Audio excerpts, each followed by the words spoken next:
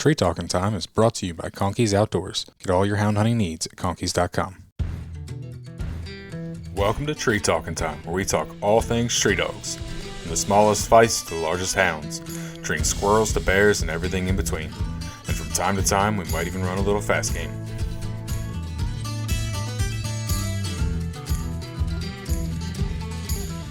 All right.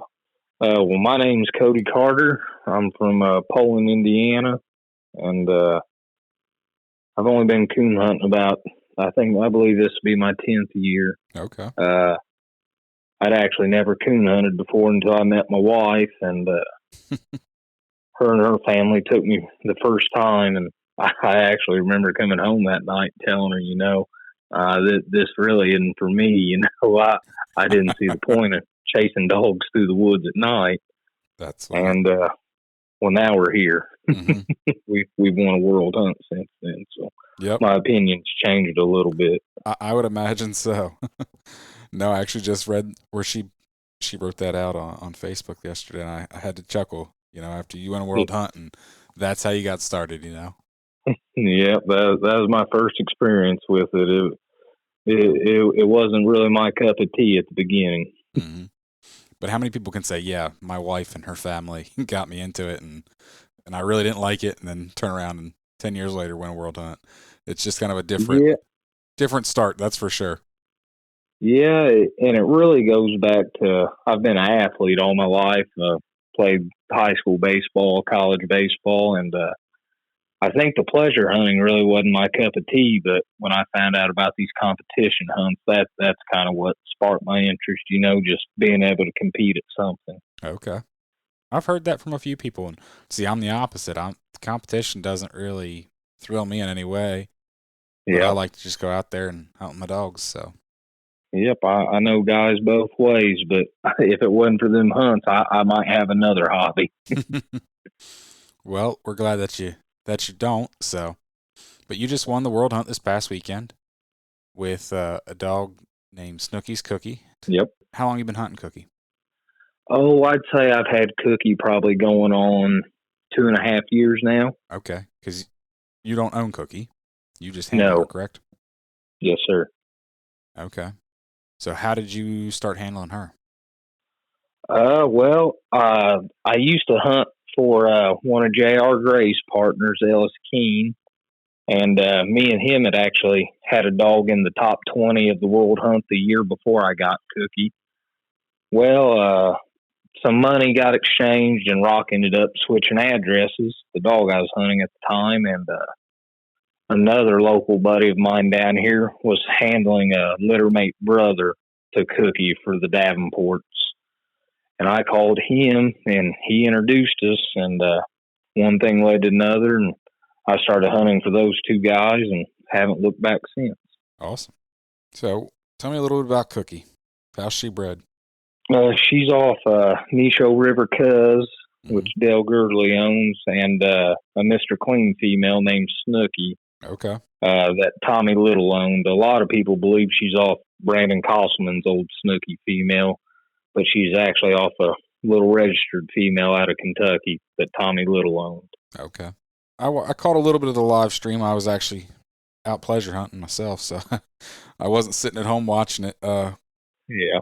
But I think there was a couple pups out of Cuz that made the top 100, if I was not mistaken. Yeah, I believe there's 2 or 3 of them in the top 100 this year. Mm-hmm. Well, what's Cookie like in the woods? She really excels in a bunch of coons. She's a quarter strike dog, so usually we got to tree an extra one to have a shot in the cast. It seemed like we weren't having any trouble getting struck up there, though. Well, that's good. But she just gets struck and treed, and she's usually pretty good about having them. When other dogs can't tree a coon, it seems like she can just kind of make one up. Good deal. Now, I mean, unfortunately, the one night I got to hunt with Cookie, the entire cast didn't look the greatest. So yeah. Oh, they all have those nights. They're dogs. Yep. Which that was actually the final 4 of at Autumn Oaks. So it seems like you've had some luck with her, that's for sure. Yeah, we've won a bunch of hunts and been in the finals of a bunch of big hunts, but until this past weekend, it just seems like we never could finish. So this one meant a lot to be able to finish her off and end up on top. Mm-hmm. Now, what else have you either been in the finals for or won with her? She placed 10th at the World Hunt last year. We ended up having a dead cast Friday, which cost me from advancing to the Final Four. Mm-hmm. And she was in the Final Four of the Autumn Oaks this year, just a few weeks ago. Then she's won. She's been the Indiana State leader in PKC the last 2 years. We've won multiple pro classics. Been in the semifinals of. I think since I've had her, we've made the semifinals of 5 different truck hunts. Wow. She's previously won a truck with Justin handling her before I got her. Okay. She's got, with all 3 registries, this 10,000 this weekend, she's got right around $100,000 lifetime between UKC, PKC, and Pro Sport. Nice. So she's no slouch then, that's for sure. No, she's been good to us anyways. Mm-hmm. Now, when did the Davenports get her, do you know? The Davenports raised her from a puppy. Okay. I believe Tommy Little actually gave them to her. I believe she was 7 months old is what Justin told me. Nice. They just called and offered them a free pup, and it's worked out pretty well for them. That makes it a little extra special. Not like it's a dog that's been passed around. Nothing against people buying dogs, but when you raise something, it just a little sweeter. Yeah. I know it means a lot to Steve. Steve does a lot of the training down there, getting these young dogs started for us. And actually, we just had a pup off Cookie place second at the baby stakes, and nice. Steve got that pup started going, and me and Justin took over hunting her, getting her tuned up a little bit. But as far as the pup starting goes, Steve's one of the better ones I've seen, and we can't give him enough credit. That's awesome. Yeah, because starting pups is either, some people are good at it, some people aren't. I'm one that's not really good at it, so I get it. Yeah, that makes 2 of us. They got to come to my house knowing something, or I can't make it. Yeah. Well, how did your zones go then? I won my cast on Friday night with 450, and actually the Bush Bandit dog that finished second this weekend, he actually throttled me on Friday night or Saturday night. Okay. So me and him had drawed each other once already, and he put a beating on me pretty good. That's funny that you had the rematch. So I knew when we got to the finals that we'd have our hands full when I seen old Mike walk in with him. Mm-hmm. So where did you hunt for zones then?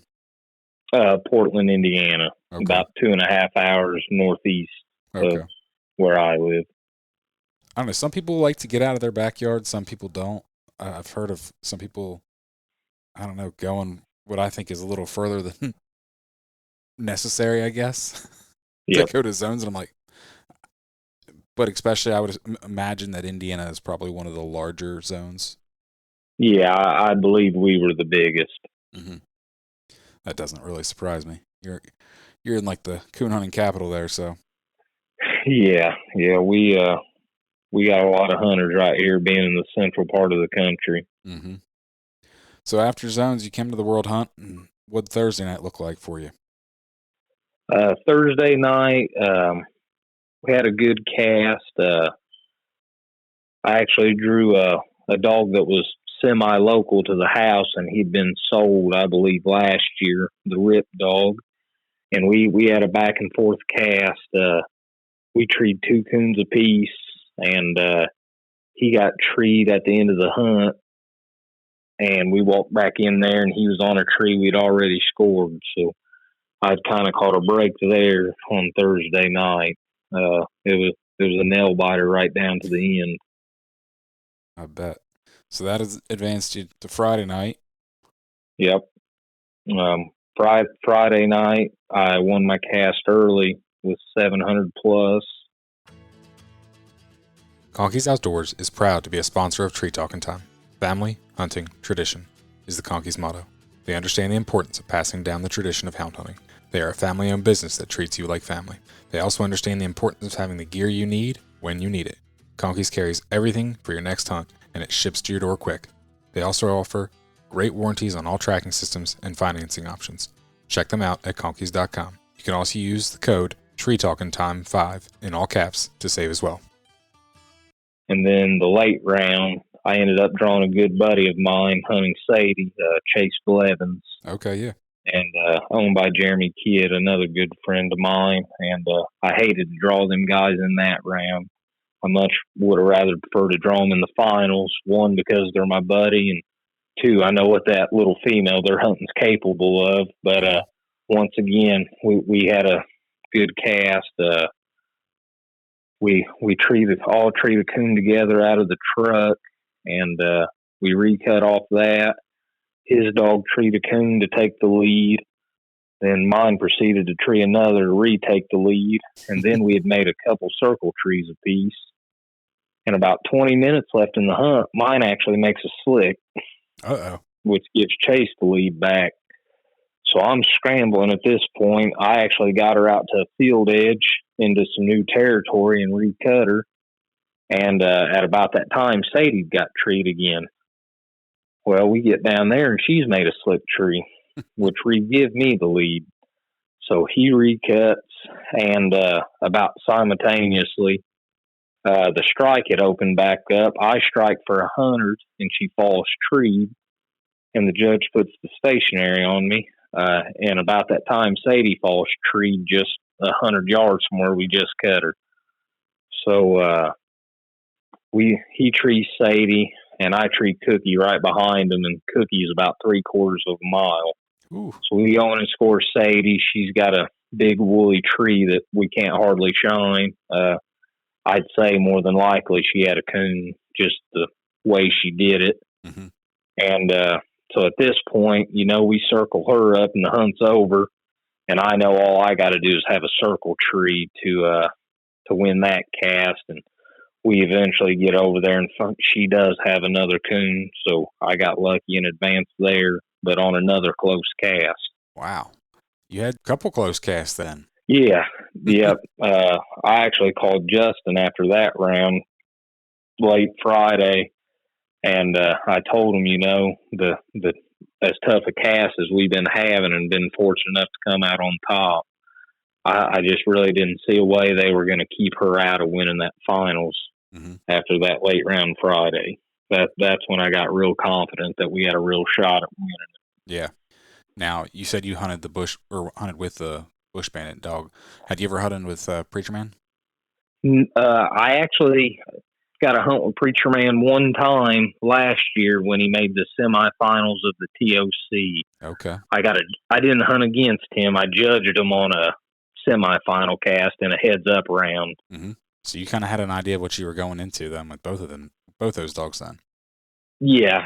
I knew that it wasn't going to be given to me. I knew I'd draw two good ones, and yeah, we both have to be ready. So, and I mean, Caleb and Preacher Man are no strangers to making it pretty close to the end as well. You see them in a lot of semifinals or finals of major events. There's no doubt about that. Yep. And I mean, I see Caleb a lot of places, and he's no stranger to the winner's circle. Mm-hmm. Like you said, sometimes it's just those little breaks that's all it takes. Oh, absolutely. I'm a firm believer in having a good dog helps, but it's more luck than anything. Yeah, you got to catch the right breaks. Yep. Especially this time of year, you still have a lot of leaves. And absolutely. Preacher Man in the finals makes 2 circle trees. And if I was a betting man, I'd say he had them. Mm-hmm. I mean, it just comes down to luck, in my opinion. Yeah. Nah, we, like I said, I went pleasure hunting while you were out there hunting for the final cast, and we made a tree, and that coon just barely looked at me. And that's all it took was just that barely looking at me, and never looked again. But I was able to find it once it just barely looked. And so sometimes that's all. Otherwise, They're hard to find. Oh yeah, especially this time of year. Yep. So, what was the feeling when that final round when you finally knew? When we found that last coon. I think I kind of went numb for a second. I really wasn't quite sure what had just happened, and Caleb and the judge come over and give me a big hug, and the live feed must have been pretty spot on because my wife followed shortly with a phone call, and that's kind of when all the emotion set in. Yeah, I know. Like I said, I wasn't able to watch it, and I haven't had time to go back and watch it since. I definitely will this week, but the couple times I pulled it up on my phone while we were hunting, I was like, it's actually a pretty good live feed this year. Yeah, and I haven't went back and watched it myself yet, so I'm going to try to make time to watch that this week. I just know other times when they've tried to do it, just having service or whatever, and they couldn't get the actual video footage to come through. So I'm glad they definitely did this year. Yeah, UKC's that does a good job at promoting their major events. It's kind of neat they do something like that. Yep. You can look back years from now and relive it. So yeah, and you got little kids. I gotta give a shout out. Exactly. I got a 4-year-old boy that stayed up and watched it with his mom, and I know it made his world. So I bet it did. So what now? Now we're gonna regroup and get back to hunting. The Indiana State race is almost over, and she's got that locked up. So we'll hunt for the state title again in March. We got a few bigger pro classics coming up we're going to prepare for, and we're going to get busy hunting these pups off of her. We kept 4 or 5 pups off the first cross we made on her. Nice. And they're all coming on, so we got a lot of long nights ahead of us trying to find her replacement. I would imagine so.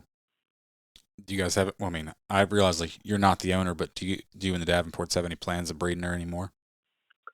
Not as of now. I know Justin's probably had 10 million phone calls since Saturday night. Oh, I'm sure. Guys wanting pups and but we've talked, and we're just going to keep running the road with her. Good deal. We kind of got what we want off of her for now, and so I think we're pretty content with what we got. I'm not going to say Justin won't breed her down the road, but as far as being in the plans now, no, that's not an option as of right now. Okay. And she's, what, 6, I think? Yep, she turns 6 this June. Okay. She's not an old dog, but not a young dog. She's right there in the middle. Yeah.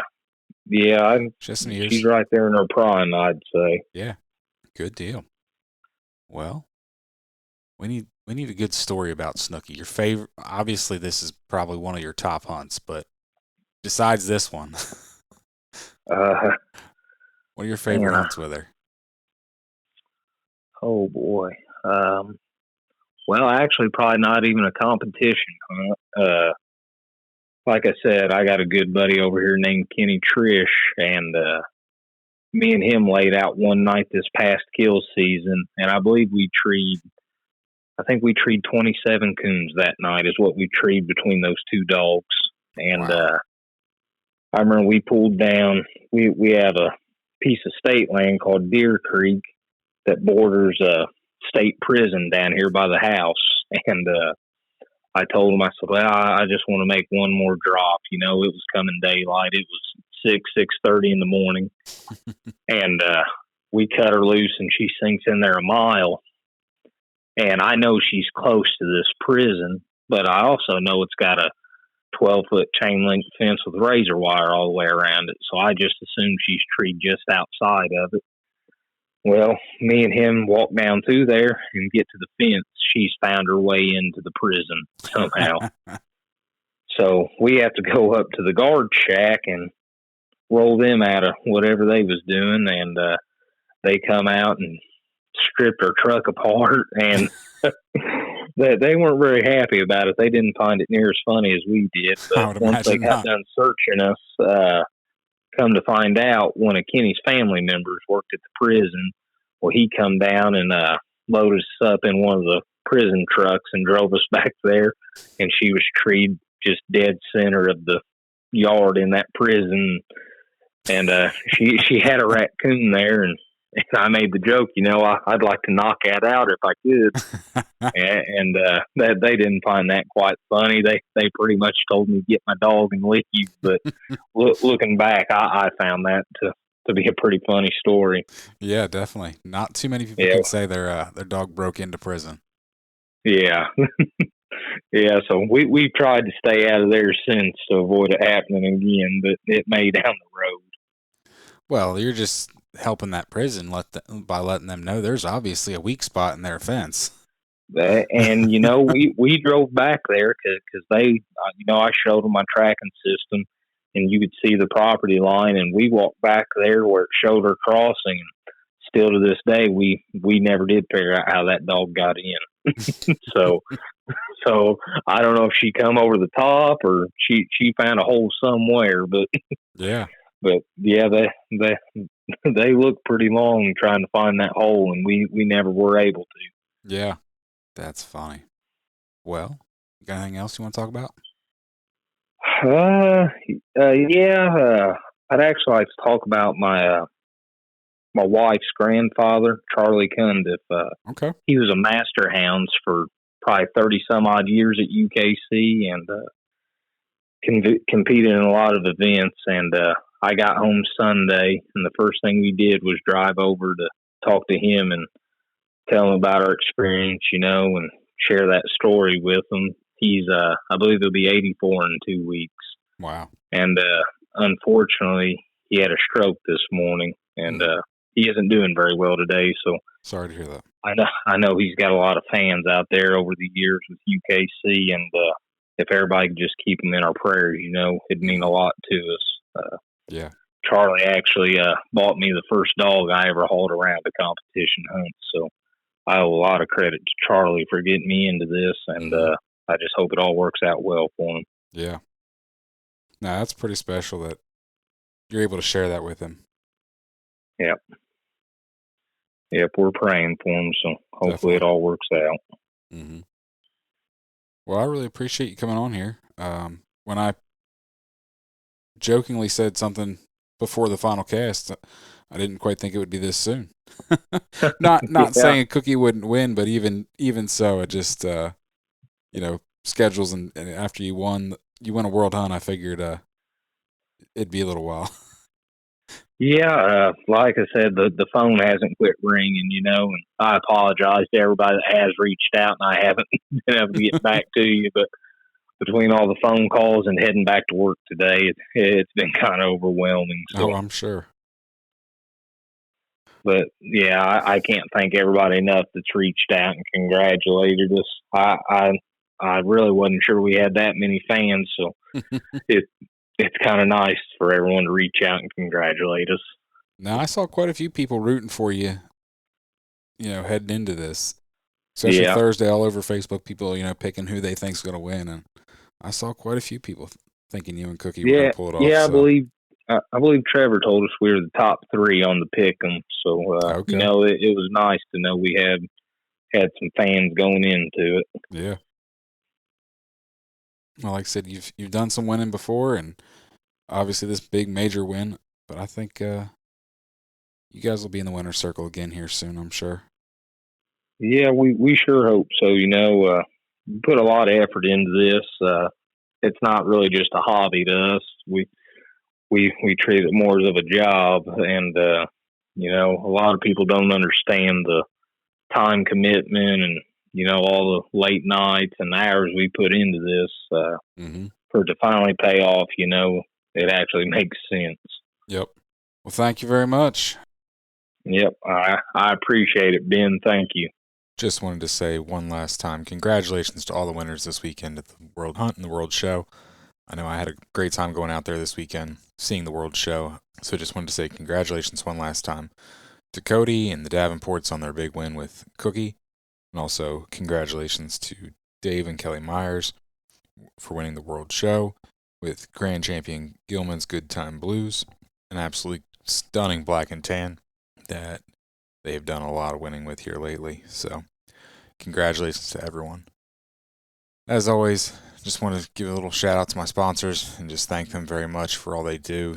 Conkeys, Full Cry, and W. Bull Cry's new issue is about to be mailed, so if you have not subscribed to that, make sure you do.